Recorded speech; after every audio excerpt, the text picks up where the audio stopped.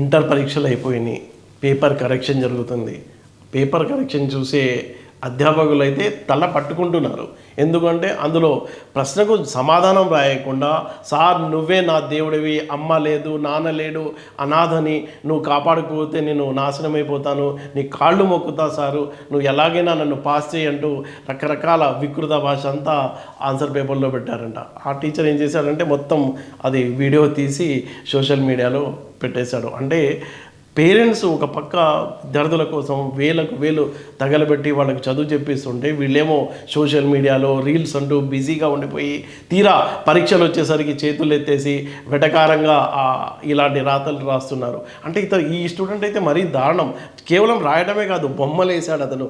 బొమ్మలు వేసి టీచర్ బొమ్మ వేసి దాని కింద మీరు గురువు, తనేమో కాళ్ళ మీద పడినట్టేసి ఇది నేను, సార్ మీరు ఎలాగైనా నన్ను కాపాడండి, మీరే నా దేవుడు ఎవరు, కాబట్టి మీరు కాపాడకపోతే నేను నాశనం అయిపోతా అంటూ అతను చేసిన దాన్ని ఏవైతే అతను రాశాడో ఫోటోలతో సహా ఆ భాష, అంటే మన యువత ఎటువైపు వెళ్తుంది అన్న ఆందోళన అయితే అటు అధ్యాపకుల్లో ఇటు పేరెంట్స్లో కూడా వ్యక్తమవుతుంది.